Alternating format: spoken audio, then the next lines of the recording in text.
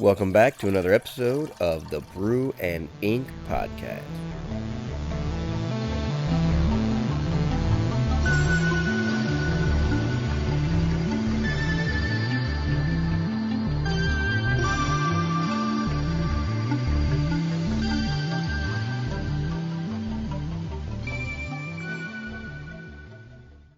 Well, welcome back to Another Brew and Ink baby. Podcast. It's getting close to the end of the year, man. It is. It's getting cold out. We got heaters going. We've got no snow here in Georgia. It was actually really nice today. It was really nice today. My son was convinced that it was warm out and wanted to wear shorts and sandals without socks. And as many times as I tried to persuade him not to do that, eventually I was like, okay. He put a winter coat on. So it's like, all right, if you get cold, you get cold. Right. Yeah, it was really cold this week. Yeah. Like through the week, it was really cold. But then today, it got really nice. It's supposed to be nice again tomorrow. And it's Christmas time. Mm-hmm. And so we're going to have the next chapter of the story coming up later in the episode. But first, we thought we might do a special kind of Christmas episode of Brew and Ink. Right. Specifically, A little holiday cheer. Because if you're anything like me, and I know Steven is, when Christmas rolls around, one of the things that my family has to do is watch Christmas movies. Mm-hmm.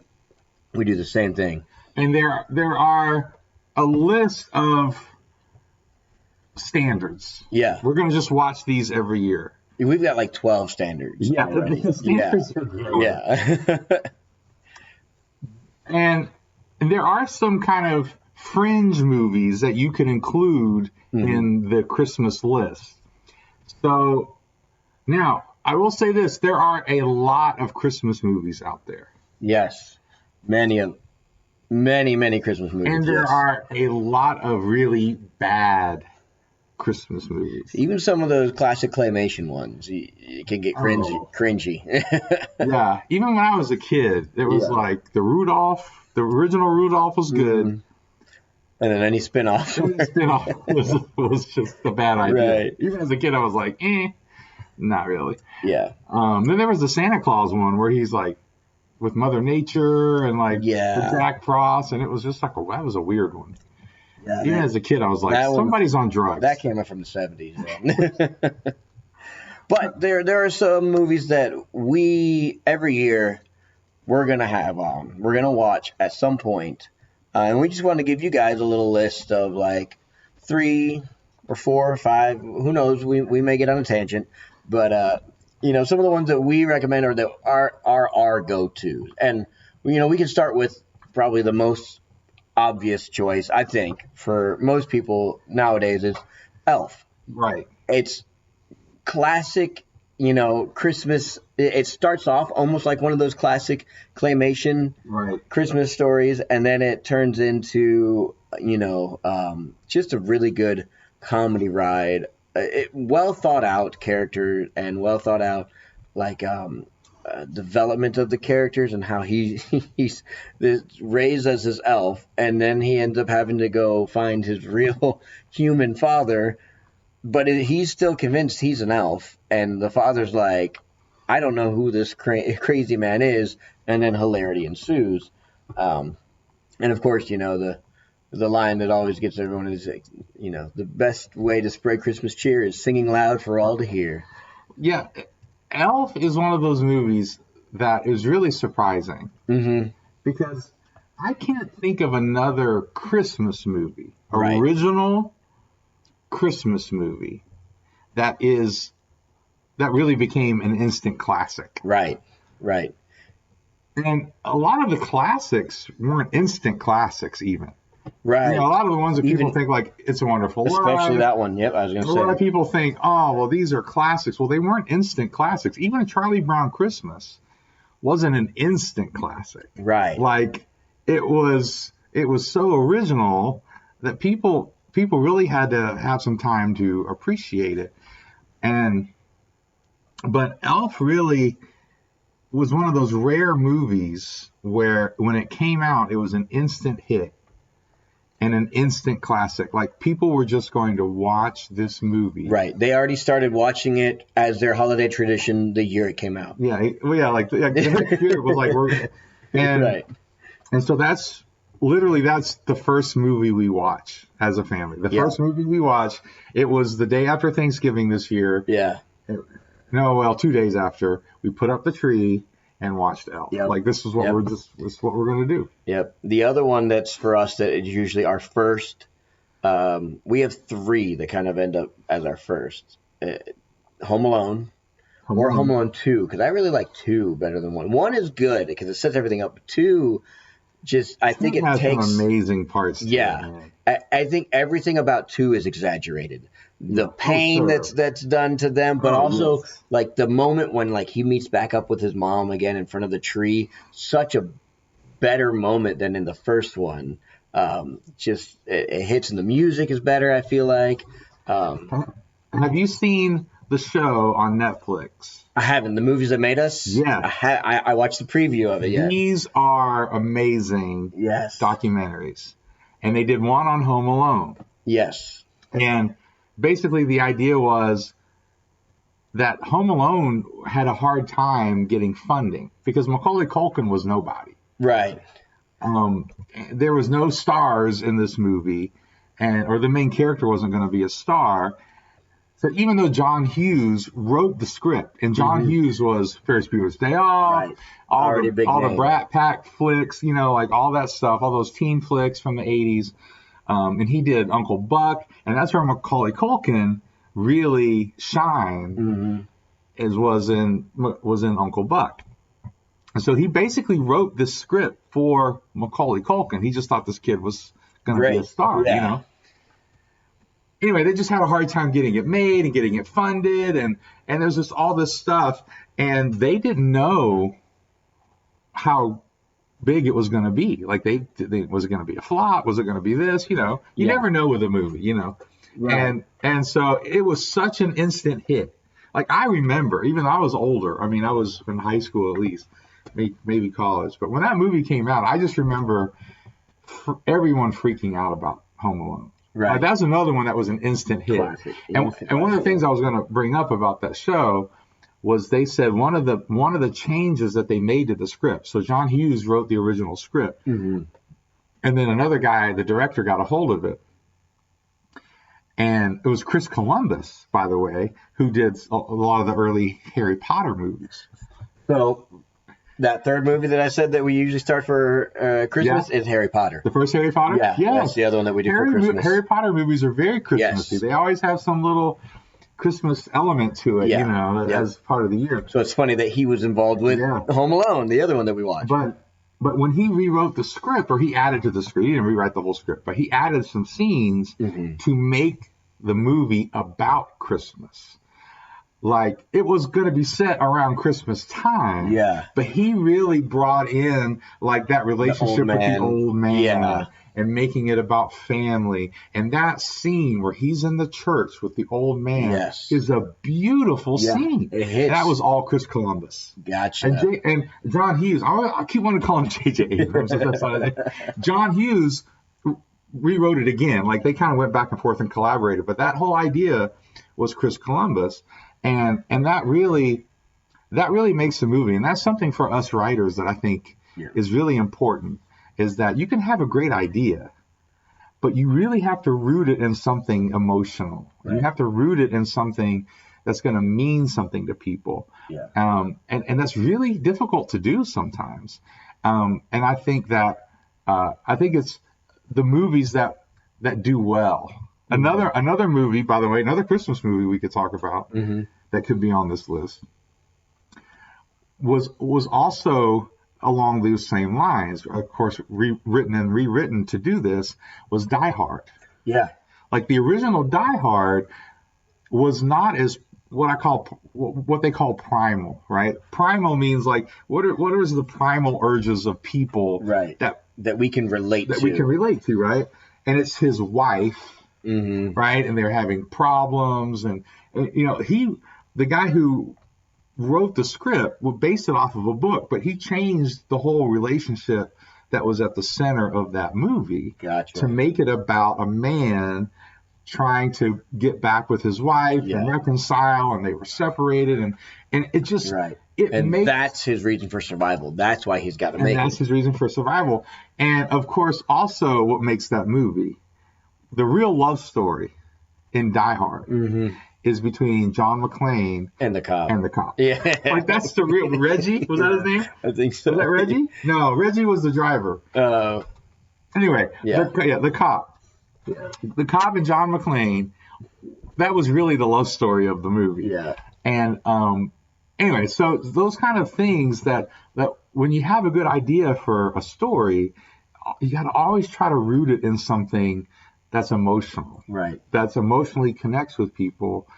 And don't do it in a cheesy way. Like, do it in a real, like, they really spent time in that relationship with John McClane and the cop. Like, it didn't start out friendly, and they just, it's really the same rules as a romantic comedy. Right? They don't start out friends.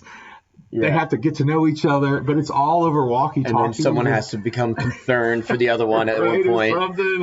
And then, so anyway, so Die Hard, there's the classic memes now. It's like, it's not Christmas until I see, Hans or whatever falling off the Nakatomi Plaza. Now, that's one that I know is centered around the Christmas time, but I don't get that one worked in every year, even though I should. It's not an easy one that you can fit in with the kids. That's exactly why I don't do it every year. Yeah.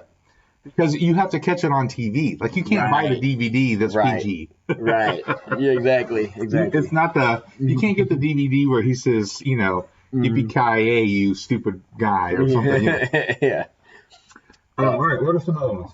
So, another one for me that's a classic go-to, and sometimes I have to convince my kids to watch it because I want to watch it. But then as soon as I put it on, they're engaged. But it is The Muppets Christmas Carol. It's a good one. The songs are just like, I sing them when Christmas time comes around, and then I remember, those songs are from the Muppet Christmas Carol. Like, those aren't just classic Christmas songs. But yeah, I love it. We watched it today even, and Michael Caine does a great job as Scrooge. And then even though it's Muppets in there, all the characters are well done and well designed, and they fit in this well-known story, but then they put the Muppet twist on it, like having Gonzo and Rizzo be the narrator, and they're just like kind of slapsticking, falling throughout the scenes, trying to like keep up with what's going on in the story. Just well written and well produced, and still gets you those moments of now. If you have the correct version, then you can get a really good moment of, on the VHS now, on the basically? VHS, basically. There is a Fabled DVD out there somewhere. I tried ordering it, and it still came in missing from Japan or something, missing the song. But once Disney took over or got the rights to, or I don't know if it was always their rights, but at some point when they went to upgrade it into a DVD and a Blu-ray, they took out the song "The Love Is Gone," where Scrooge, when he's in his young teenage years or young 20s, and he has that love interest, and they are about to be engaged, and then she's like, you know what, it's not working. You're all about your money. You're all about business and working. And she's like, I don't want to get engaged. The love is gone. And she sings this song, and by the end of it, you got Michael Caine crying, and you got Rizzo and Gonzo crying, and it's that turning point for Scrooge in the movie where he's going, this is where it started going wrong. I get it. And then he's, of course, taken into the future Christmas present and then Christmas future. But for some reason, in the DVD, they cut it out. And so it's kind of this awkward, like, she's like giving him a little talking to, and then they're crying. And you're like, wow, what just happened there? Something missing. And then when you get to the credits, the song still plays in the credits. So that you're like, wait, this is a song I haven't heard earlier in this movie I just watched. But here it is in the credits. Anyways, great movie. I love it. Yeah, it's a good one. Yeah. All right. Just mention quickly A Christmas Story is a classic. Classic. Like that's another one we have to watch every year. Yeah. National Lampoon's Christmas Vacation. Yeah. It's a must watch. We have to watch it every year. Yeah. Now that one we have to catch on TV too. Yeah. Because I can't watch the DVD with the kids. No. Now, one that I really like that again you wouldn't at first think it is a Christmas movie, but The Holiday. Okay, The Holiday. With Jack Black. Yes. And I remember. I forgot and all of Jack Black, he sells the movie for me. Every time. Yeah. You know, it's like a bromance thing. But it's a great little movie, and it's about growth, and it's about relationships, and it's about struggles, and just all the big ideas. Yeah. It's more kind of set at Christmas time. But I've always really appreciated that movie. And, when my wife and I saw it in the theater for the first time, that's always one that if I suggest it, my wife goes, "Oh my gosh, I remember. Yeah, I love that movie. Let's watch that." That's always a good one for me. So I've got 3 I can rattle off real quick that are like go-tos for me, but also kind of fringe ones. The Jim Carrey Christmas double special. You got Jim Carrey A Christmas Carol animated one, and then you have Jim Carrey the Grinch. Yeah. Still my favorite Grinch to this point. The DreamWorks one is good, it's funny, but it's still not my favorite. I like the Jim Carrey one. Yeah, I am not a fan of the Jim Carrey Grinch. Yeah, I saw it in the theater. I had high hopes. It was Ron Howard, directed it. I seriously did not like it. And I seriously still do not like it to this day. Like, my kids will want to watch it. Yeah. My kids come on TV, my kids are like, "Let's watch this." And I'm like, I'm going in the other room. Yeah. I'm the bah humbug in that one. Yeah. I'm like, can we put on because I have the DVD. I bought the DVD of the original cartoon. Right, the animated. Yeah, what I mean, Mr. Grinch. Right, that's classic. Yeah. So I was like, can we just watch this? It's like 20 minutes, and it's so basically amazing. we go through 3 versions of the Grinch through our Christmas, and then another one that's a really fringe that most people probably don't even know about is Ernest Saves Christmas, which if you ever watched an Ernest every year when I was a kid. Yeah, me too. And it's we had it on VHS. Yep. And we would watch it, and it would also come on TV a lot. Right. When but yeah, Ernest Saves Christmas. In fact, I would say if you haven't seen Ernest Saves Christmas, that is one of the better Christmas movies. Like I said, there are a lot of Christmas movies out there that suck. That one is actually one of the better movies. Right. Christmas movies.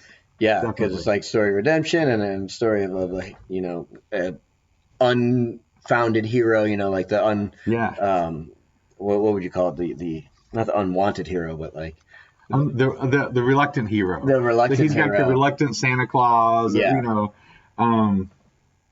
Yeah. How about you? You got any other? Well, one more. Well, I got a couple more. So one more that's a little more fringe. Mm-hmm.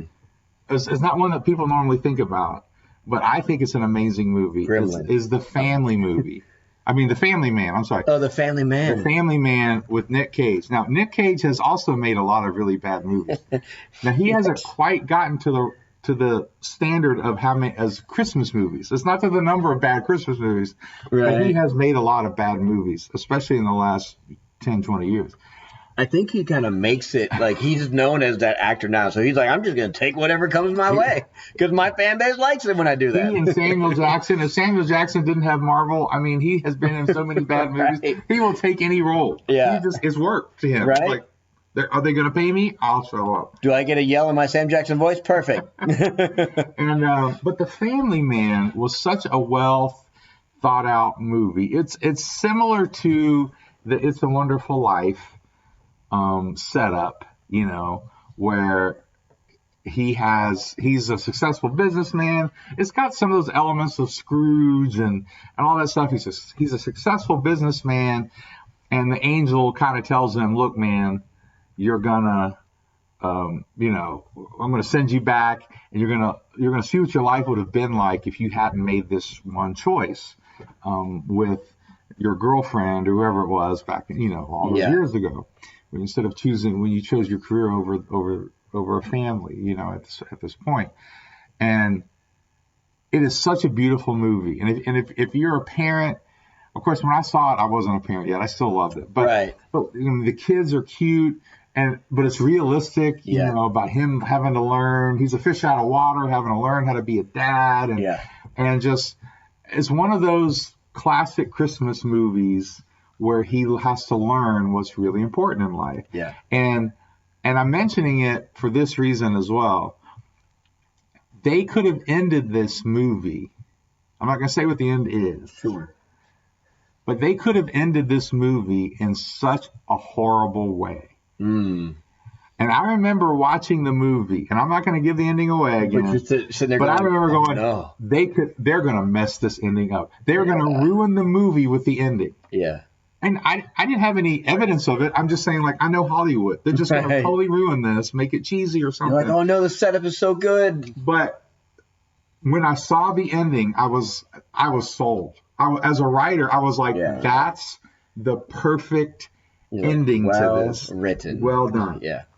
All right, I got one more, but you got any more? I do. So if you just want to watch a good movie that has some sort of a Christmas tie to it, you can always, if you're running out of options because you've watched all your other ones, you can always throw in Hook because it starts in the Christmas, Good one. They're all going to visit the family and then the kids go missing and it's got that Christmas, it's true. Hustle and bustle at the beginning and then it all, boom, turns to the magical world of Neverland. That's a good one. Yeah. Well, my final one is my favorite and is the one that to me, all Christmas movies and specials are measured by. Yes. And that's the Charlie Brown Christmas.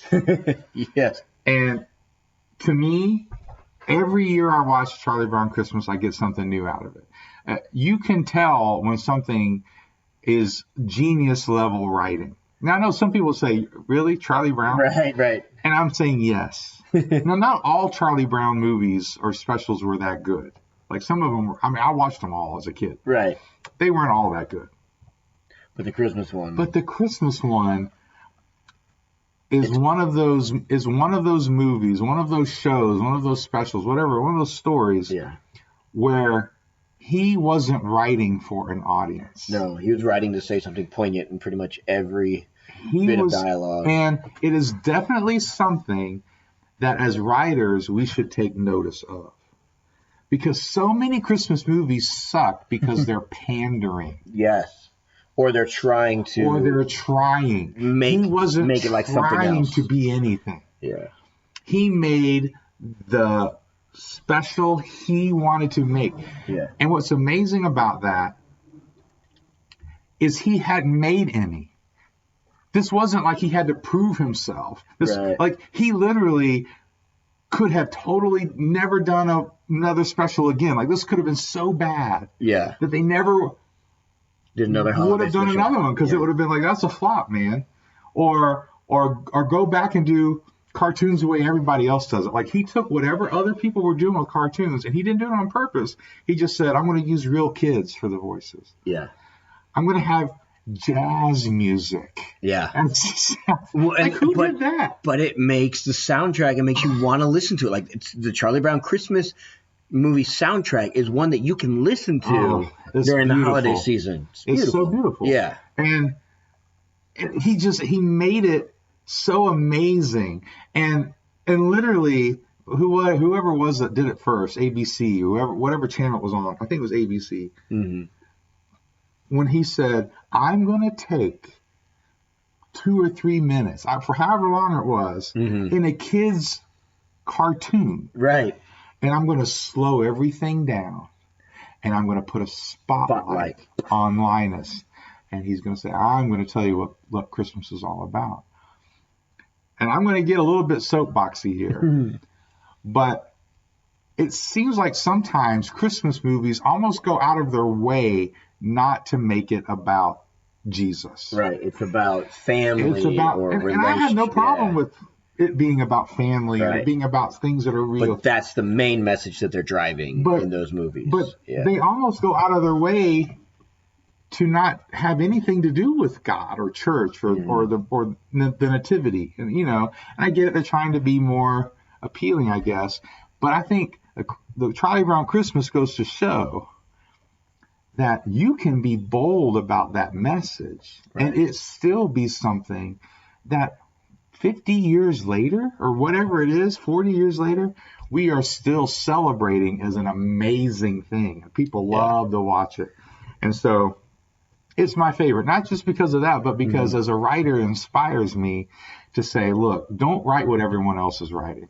Yeah. Write what you think needs to be said. Yeah. And not to be preachy, and that's what I think makes that moment so amazing. He's not even being preachy. Right. Even though he's reading scripture and he's on a stage, like that could easily have been kitschy, right? I mean, it could have, but it wasn't. And it's genius level writing. And every time I watch it as a writer, I'm just blown away every time. Yeah. And now we should take a moment to slow down and put a spotlight on what we're drinking tonight. Oh, we should. Monday Night Brewing. Again. Drafty Kilt. Bringing this back. Scotch Ale. It's great. I love it. It's brewed right here in Atlanta, Georgia. That's right. And drank right here in Lawrenceville, Georgia. That's right. It really is one of my favorite beers. They're Drafty Kilt. Yes. Scotch Ale is really one of my favorite beers. And it's a 7.2% by volume. Yeah. So that means you can get a 6-pack, and that's all you're going to need. Yeah. You don't need to get a 12-pack or something crazy. You can get a 6-pack and share, and everyone's doing good. But speaking of doing good, hopefully this next section of the story. Man, I'm looking forward to it. Yeah. We're getting close to the end. We keep saying that, but we really are. Yeah. Hopefully we'll be able to wrap this up by, I'm saying episode 16. Yeah. That will be like stretching it. So it could happen. It could happen. So what's this chapter called? This chapter is called Calculated Plans. Calculated Plans. So we're getting close to the end. They're finally going to Nexus. But now they've got this. They're unveiling what is their idea, what is their plan. Yeah. And as always with plans, you know, things never go as planned. But we won't get as far as that in this episode yet. Now, which choice won? Let's remind the audience. Yes. So the choices were we going to keep Jinn trapped in her body? Were we going to basically initiate some programming from Tyrell Kepler to remove Jinn's access to the slag tree and outside computers and systems and keep her trapped just to her body? Or were we going to let her stay free because we trust her? Mitch trusts her. Us as the audience, do we trust her? Yeah. And the audience voted pretty strongly. It was like an 80-20 vote to let Jinn remain free. Keep her as she is. Put our trust in her. And So let's jump into this next chapter. I'm excited.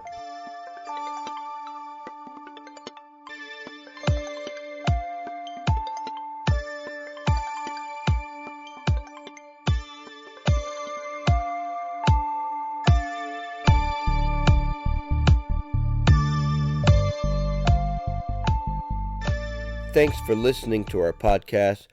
If you are interested in learning more about writing and how to become a writer, check out our syndication page, SeriousWriter.com. They have articles, resources, classes, videos, and a podcast, the Brew and Ink Podcast. Again, check out SeriousWriter.com. Thanks for listening.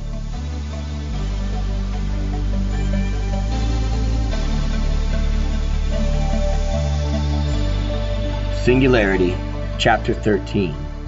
Calculated Plans. I was locked in on Kepler's eyes. They did not look like the eyes of a man trying to pull one over on me. I could tell he was genuinely concerned about being able to help. But something felt wrong about all this, conspiring behind Jinn's back. My gut was telling me not to trust this man, that I needed to trust Jinn. So I made a choice. I could not let Kepler divide Jinn and I now, not after all we've come through. I would not let him have the upper hand when it came to Jinn. Thanks, but I trust Jinn. She's never once given me a reason to doubt her. Why should we cut her out now? What if plotting to control her is the very thing that turns her against us? Spoken like a true man of virtue. But sometimes science does not care about virtue. Sometimes science is purely about survival of the fittest. Kepler left it at that. Deactivating the soundproofing tech he was using to block Jinn out, he carried on like nothing had happened. So you see, this is how we will get into the core. Do you think you can pilot something like this? Wait, me? I thought this was your project. I've never flown something like this before. Relax, Kepler consoled me. You've flown drones before, it's kind of like that. But you don't need to use your hands, and you have to be physically inside the cockpit to interface with the system. I cocked an eyebrow. So, nothing like flying a drone, then? It will be simple enough. You will be a natural. I can fly it, and I'm only an engineer, not a pilot. For you, it should be a cinch. You can fly it because you designed it. Will you at least be on the ship with us, in case something isn't a cinch? Of course, I will be coming too. I must see to Sovereign Wayliff's business while you attend to yours. I will be able to do it from the ship, wherever you are once inside the core, as to not be a burden to your mission. Speaking of which, we should rejoin the others, get our plan together, and get prepped, I said. Yes, Mr. Bruce, lead the way, I am right behind you. I could feel his presence lurking behind me as we left the starlight and walked down the corridors of the slag tree. Something about this man made my skin crawl. He slowed at different intervals to inspect the way two different ship types had been merged together, or to survey a terminal or a piece of tech, never touching anything. But as he observed, he kept muttering to himself, "Fascinating," as he walked along. We arrived at Harlock's control room above the bridge to find Nisha, Harlock, Jinn, Bogan, and even Crystal waiting for us there. Whoa, what's with the crowd? I asked as I took a seat next to Jinn. What gives? Why are Bogan and Crystal here? Don't we want less of a crowd so we don't draw unwanted attention? Nisha sighed, as if the thought of explaining everything was a headache to her. How did you plan to gain passage to Nexus? Were you just going to show up and hope to stealth your way in? Well, yeah, actually, until you blew up my drone that had top-of-the-line stealth technology. I shrugged at Nisha as she rolled her eyes at me. For the 100th time, I'm sorry about that, but if you had been a little more forthcoming with the truth, that maybe could have been avoided. I actually don't mind, chimed in Jinn. My new housing situation is more preferable than my previous vessel. See? Jinn isn't bitter about it, Nisha chided. Okay, that's great and all, but that doesn't answer my question. Why are they here? Well, as I learned in my years of rogue infiltration, you use what you got and keep your lies as close to the truth as possible. Crystal here is seeking asylum for her people after the recent attack on their colony. She'll be our distraction. While intake focuses on the logistics of finding quarters for the hundreds of refugees, old Bogan here will be transporting supplies back and forth from our ship to their loading bays in one of our jumpers. I'll be the cover for your shiny new stealth ship, Bogan chimed in. While I'm popping in and out, it won't be suspicious for our hangar doors to be open. During one of my exits, you'll sneak that little fighter of yours out the slag tree and into Nexus airspace without a soul the wiser, as long as the stealth tech on there is as good as that old man says it is. The stealth tech will not fail, I can assure you that. Is there even need for all these theatrics? We could just sneak the Starlight in on its own, Tyrell said. Nisha took back control of the meeting before it ran too far off the rails. Look, we have picked the people here because they're the ones who we know will get the job done. How about you, Mitch? You gonna be able to fly that thing and keep it off the radar? I can fly most anything, but I never flown anything with just my mind. What are my objective parameters? Harlock laughed. Ha! Spoken like a true IIF soldier. Your parameters are that you can't be seen anywhere near the core, and in order to get into the core, You've got to be close enough for Kepler's virus tech to sync with their system and open a hardline access point for Jinn to jack into. Nisha spoke again. Jinn, you'll have to go alone on foot to get to the hardline point. Are you going to be able to do that?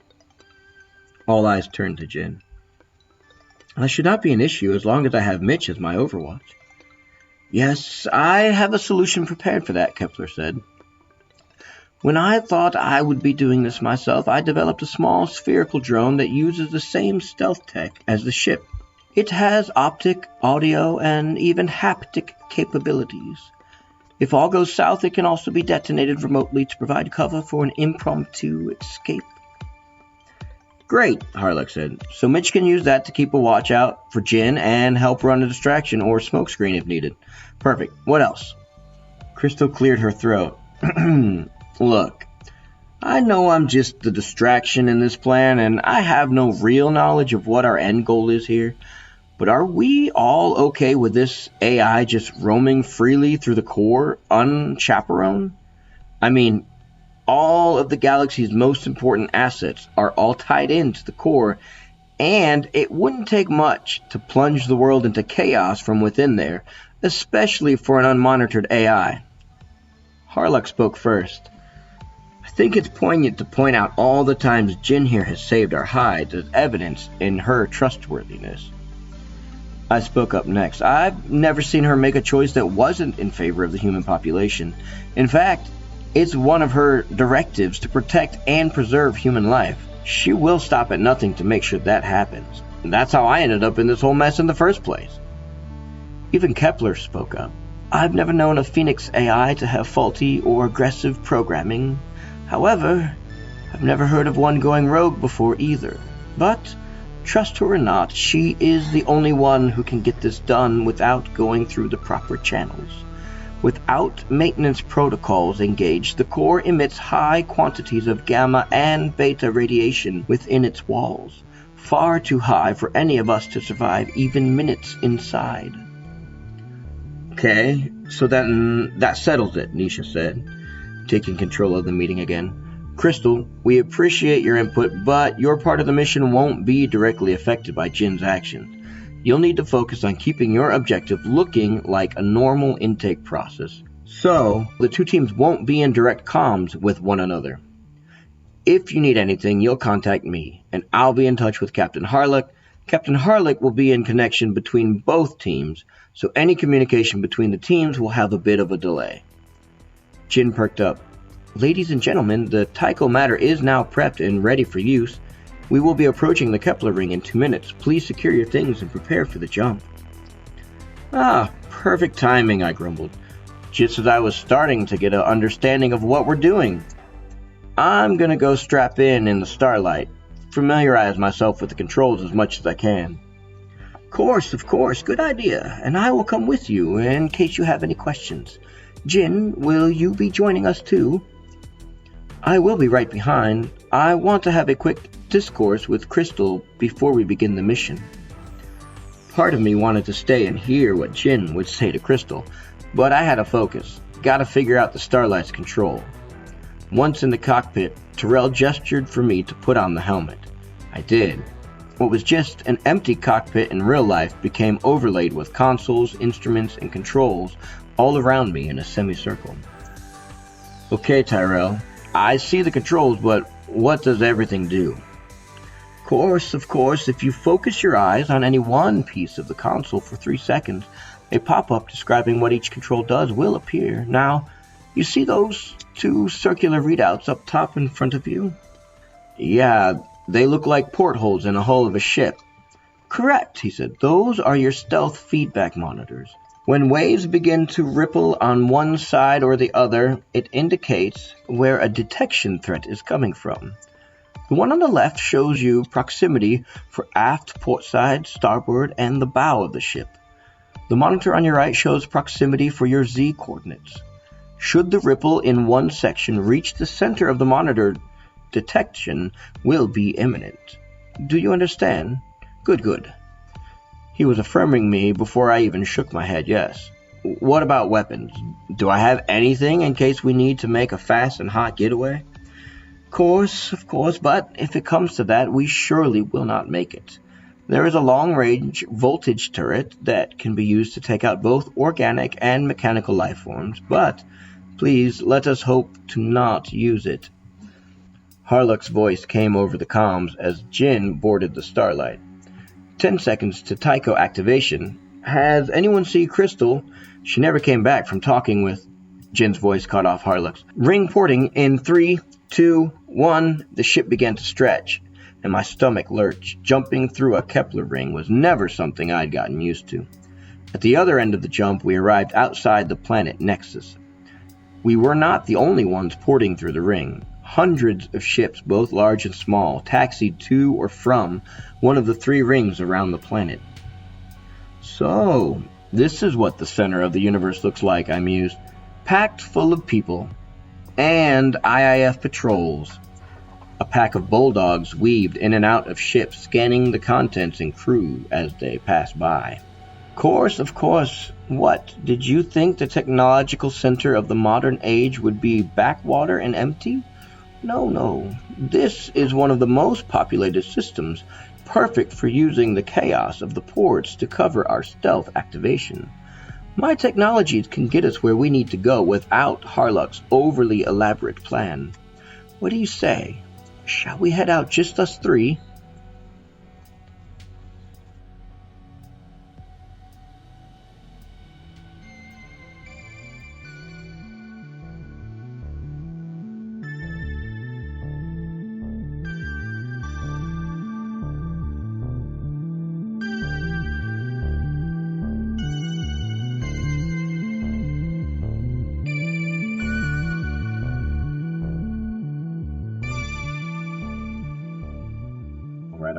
All right. Good job, man.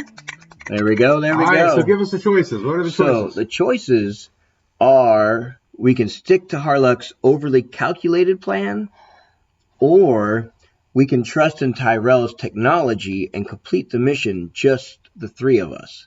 And by the 3 of us, that's Jinn, Tyrell, Kepler, and Mitch. Okay.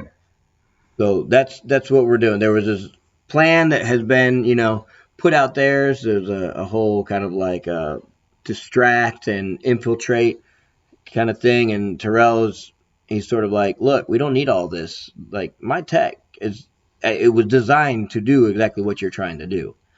So right at the end there, he's kind of like, hey, this would be the moment to do it with all this activity going on. Nobody's paying attention at this point. So we can choose. Do we go along with the long, drawn-out plan, or do we try and cut to the chase? So what you're saying is you're giving the audience a choice of how many more episodes they want this to go. Right. Well, I mean, unless the plan just blows up in their face anyway, right? Right. And here's the thing. It could be the overly complicated plan that ends up blowing up in their face. Or it could be not listening to the people that have been the tried and true characters, the ones to follow throughout the storyline. It could be not listening to their plan that gets them in trouble. You never know. Well, booyah. Booyah. Hoorah. I like it. Yeah. So go with the complicated plan or the simple plan. Correct. I like it. And as always, they're going to be voting on Facebook and voting on Instagram. So go listen. Share the story with your friends and family. Google has a new podcasting platform. We learned the hard way. Yeah, Google Play is still around, but they're phasing that out. They're phasing out the podcasting part. Yeah, and it's just going to be for the music, I guess. And then there's another thing called Google Podcast now. Right. It's a different app that you have to download on your phone. But I really like the way it's definitely designed for podcasts, and it's nice. I just had to go back through and find everything I was following before and resubscribe. So yeah, go for it. Yeah, go for it. And as always, raise a glass of inspiration or a can, and stay inspired, guys.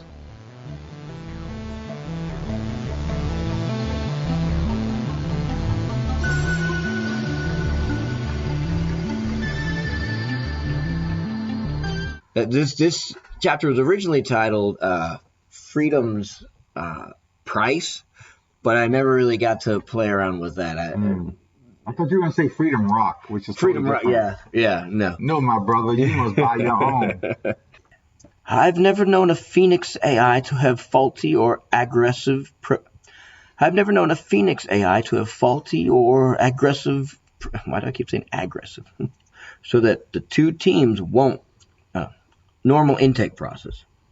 The two teams won't be in direct conflict with each other. I'm rolling whenever you want. Babes in Toyland.